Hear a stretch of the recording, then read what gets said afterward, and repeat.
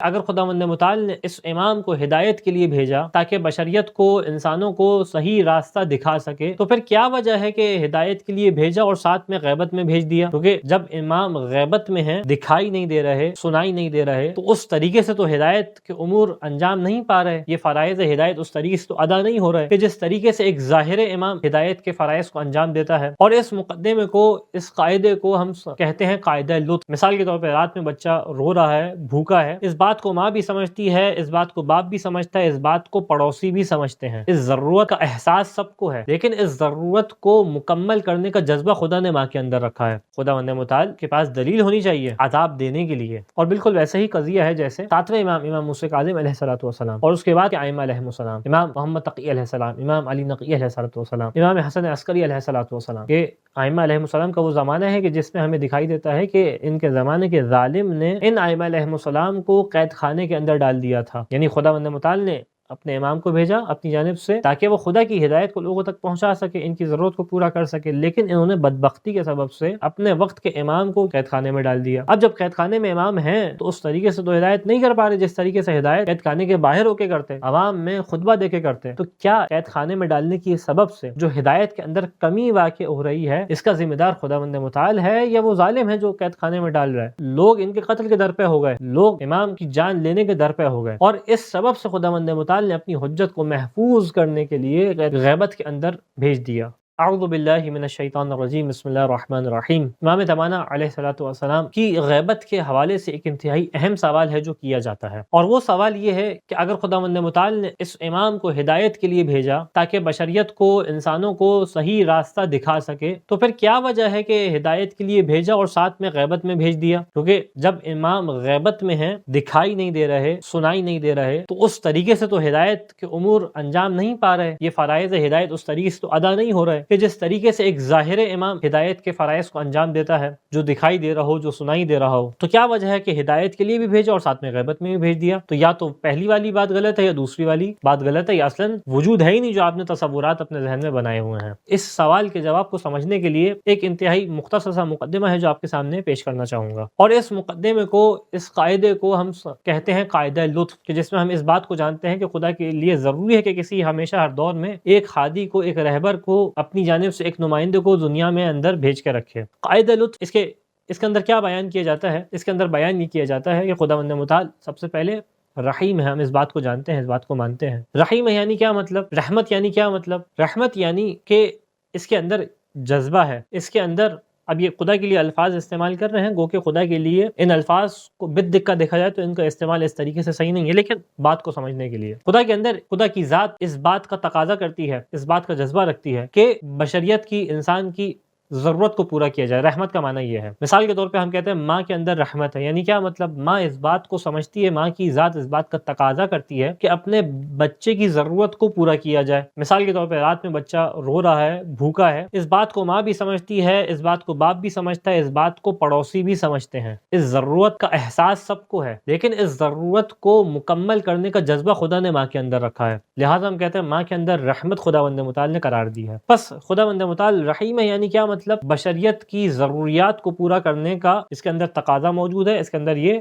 عنصر موجود ہے۔ اس کے بعد جب انسان پہ نگاہ ڈالتے ہیں تو اس کی اہم ترین جو ضرورت محسوس ہوتی ہے وہ یہ ہے کہ یہ انسان جاہل ہے، اور خاص کر ماورائے دنیا سے جاہل ہے۔ دنیا کے اعتبار سے تو پھر اس کو کچھ معلومات مل جاتی ہے، اور دنیا کے چیزوں میں تو پھر یہ کچھ معلومات حاصل کرنے کی صلاحیت رکھتا ہے، سائنس کے ذریعے سے اور دیگر تجربات کے ذریعے سے یہ سمجھتا ہے دنیا کے قوانین کس طریقے سے چل رہے ہیں، کسی حد تک اس معلومات کو حاصل کر لیتا ہے۔ لیکن خاص طور پہ جو ماورائے دنیا ہے، جو میٹا فزکس ہے، جو نہ دکھائی دینے والا عنصر ہے، جو غیب ہے، یہ انسان اس سے بالکل جاہل ہے۔ ایک جانب جاہل ہے اور ایک جانب اس کا احتیاج بھی ہے، اس کو ضرورت بھی ہے اس کی، تو یہ دونوں جنبے انسان کے اندر موجود ہیں۔ لہٰذا اب کیونکہ اس کو اس علم کی ضرورت ہے کہ جو ماورائے دنیا ہے، کیونکہ دنیا کے اندر اس نے ہمیشہ رہنا نہیں ہے، دنیا سے چلے جانا ہے، اور دنیا میں رہتے ہوئے بھی، دنیا سے جانے کے بعد بھی اس کو سب سے زیادہ جس چیز کی ضرورت پڑے گی وہ ماورائے دنیا ہے، وہ ہے کہ جو دنیا میں دکھائی نہیں دیتا۔ تو ان دونوں صورتوں کے اندر، ان دونوں حالتوں کے اندر، انسان کی اس کیفیت کے اندر خداوند متعال کی ذات اس بات کا تقاضا کرتی ہے کہ اس کی اس حاجت کو پورا کیا جائے جو اس کی اہم ترین حاجت ہے۔ لہٰذا خداوند متعال نے انسان کی اس حاجت کو مکمل کرنے کے لیے، اس حاجت کو پورا کرنے کے لیے اپنی جانب سے ہادیان الہی کو بھیجا، جو کبھی انبیاء کی صورت میں تھے، کبھی امام کی صورت میں تھے، جن کا کام یہ تھا کہ انسان کی اس جہل کو ختم کریں اور اس جہل کو ہدایت کے ذریعے سے پر کریں۔ اسی لیے آپ دیکھیں قرآن کریم میں کس طریقے سے ارشاد ہوا لِيَهْلِكَ مَنْ هَلَكَ عَلَى بَيِّنَةٍ وَيَحْيَىٰ مَنْ حَيَّ عَلَى بَيِّنَةٍ، جو ہلاک ہو رہا ہے وہ بھی دلیل کے ساتھ ہلاک ہو، اور جو حیات پا رہا ہے مَنْ حَيَّ عَلَى وَيَحْيَىٰ مَنْ حَيَّ عَلَى بَيِّنَةٍ، یہ بھی حیات جو ہے وہ دلیل کے ساتھ پائے۔ سورہ مبارکہ انفال آیت نمبر 24۔ جب یہاں تک مرحلہ پہنچا تو ہمیں اس بات کا احساس ہوا کہ خداوند متعال کے لیے ضروری ہے کہ ایک حجت کو، ایک ہادی کو بھیجے جس کا کام ہدایت کرنا ہو، جس کا کام گائیڈنس پرووائڈ کرنا ہو۔ ایک جانب یہ مرحلہ ہے، دوسری جانب مرحلہ کیا ہے کہ انسان مرنے کے بعد قیامت میں حساب و کتاب کے لیے بلایا جائے گا اور اس کا حساب کتاب لیا جائے گا۔ اب جب مرنے کے بعد قیامت میں اس کا حساب کتاب لیا جائے گا تو اس دن حساب کتاب کے وقت خداوند متعال کے پاس دلیل ہونی چاہیے عذاب دینے کے لیے۔ اس بات کے لیے دلیل ہونی چاہیے خداوند متعال کے پاس کہ اگر خدا یہ کہہ رہا ہے کہ تم نے گمراہی کے اوپر عمل کیا اور تم اس بات کے اوپر تم نے میری مخالفت کی، اس بات کے اوپر تمہیں آتش جہنم میں پھینک رہا ہوں، تو بغیر دلیل کے نہیں ہو۔ یعنی خدا اگر کسی کو ہدایت کے لیے نہ بھیجے اور بغیر بھیجے ہدایت کے لیے کسی کو آتش جہنم میں ڈال دے تو انسان کہہ سکتا ہے پالنے والے میں تیرے احکام پہ کیسے عمل کرتا جبکہ تو نے کسی ایسے کو نہیں بھیجا جو تیرے احکامات کو مجھے بتلاتا۔ تو خدا کے پاس بھی دلیل ہونی چاہیے سامنے والے کو آتش جہنم میں ڈالنے کے لیے۔ ان دونوں قواعد کے تحت قاعدہ لطف جو آپ کے ساتھ نے بیان کیا اور خود یہ دلیل، اس کا تقاضا یہ ہے کہ ایک ہادی کو بھیجے، ایک رہبر کو بھیجے، ایک ایسے شخص کو بھیجے کہ جو انسان کو یہ بتا سکے، انسان کو خدا کے احکام کی جانب رہنمائی کر سکے، خدا کی دلیل پہنچا سکے۔ اب جب معاملہ یہاں تک پہنچا تو خداوند متعال نے ہر زمانے میں اپنی جانب سے ہادیان الہی کو بھیجا، اپنی جانب سے ایک رہبر کو بھیجا، ایک رہنما کو بھیجا، ایک نبی یا امام کو بھیجا۔ لیکن اس انسان کی بدبختی یہ تھی، اس انسان کی پستی یہ تھی، اس انسان کی خراب صفات یہ تھیں کہ جس کی وجہ سے انسان نے کیا کرنا شروع کیا، کتنا بدبختی میں چلا گیا تھا انسان کہ اس نے ان ہادیان الہی کو کہ جو انسان کے فائدے کے لیے آئے تھے، انسان کی ضرورت کو پورا کرنے آئے تھے، ان کو قتل کرنا شروع کر دیا، اور یہ کے بعد دیگر مسلسل جو ہے ان ہادیان الہی کو قتل کرتا چلا گیا، یہاں تک کہ کئی ہادیان الہی کو اس نے، کئی انبیاء کو، کئی اماموں کو، اب اس بات کو کہ ایک شخص سامنے والی کی ضرورت کو پورا کرنا چاہ رہا ہو اور اس رحمت کی سبب سے اس کی ضرورت کو پورا کر رہا ہو، لیکن سامنے والا اس کے بعد بھی کہ یہ پہلا شخص اس کی ضرورت کو پورا کر رہا ہے، جس چیز کے ذریعے سے ضرورت کو پورا کر رہا ہو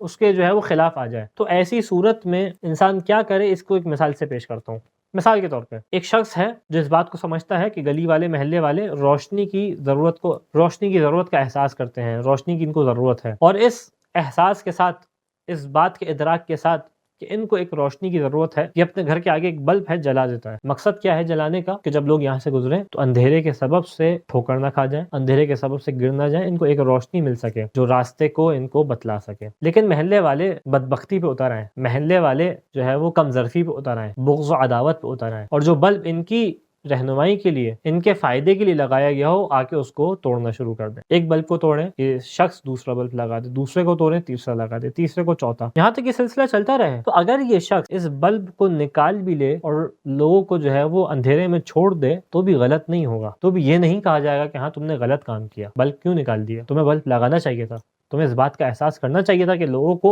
اندھیرے سے مسائل ہوتے ہیں، لیکن یہ بلب نکالنے کے بجائے کچھ ایسا نظام بنا دے کہ جس کے ذریعے سے بلب کی روشنی تو کم ہو جائے لیکن لوگوں کی رسائی بلب سے دور ہو جائے، لوگوں کی رسائی ختم ہو جائے بلب تک، تو بھی اس نے غلط نہیں کیا، اور یہ بالکل اپنی حق پہ ہے کرنے میں۔ اسی طریقے سے اب جب خداوند متعال اپنی حجت کو، اپنے ہادی کو، اپنے نمائندے کو غیبت کے اندر بھیج رہا ہے، تو یہاں پہ ایسا تو نہیں ہے کہ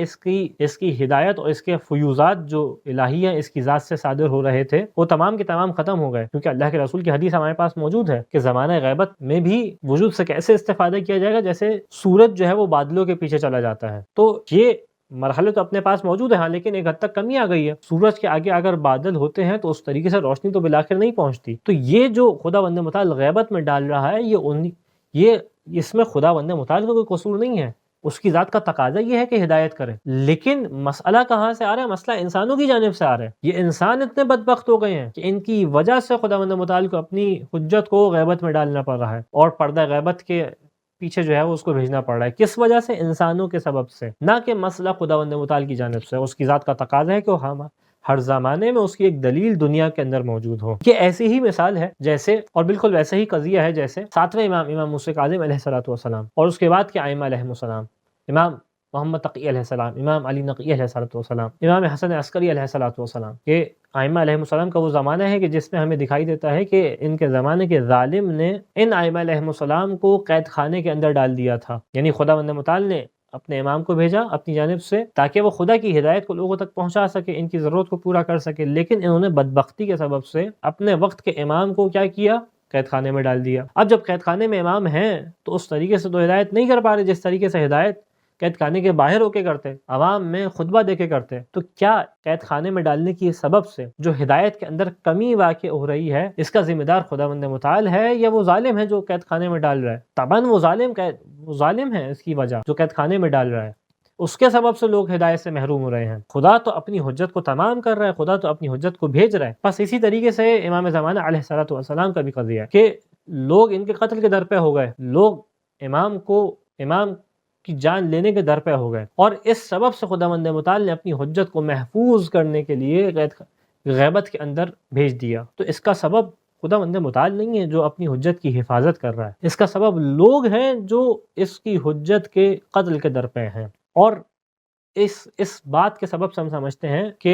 زمانہ غیبت خداوند متعال نے ہدایت کے لیے بھی بھیجا اور ہدایت کے ساتھ غیبت میں بھی بھیجا. تو اس میں خدا کی جانب سے کوئی قصور نہیں ہے بلکہ خود انسانوں کا قصور ہے کہ جس کے سبب سے خدا کو اپنی حجت کو غیبت کے اندر بھیجنا پڑ رہا ہے. اب اگلا سوال یہ ہے کہ کیا غیبت کے اندر ہوتے ہوئے بھی ہدایت ہو سکتی ہے؟ یہ نظام بالکل بند ہو چکا ہے. انشاءاللہ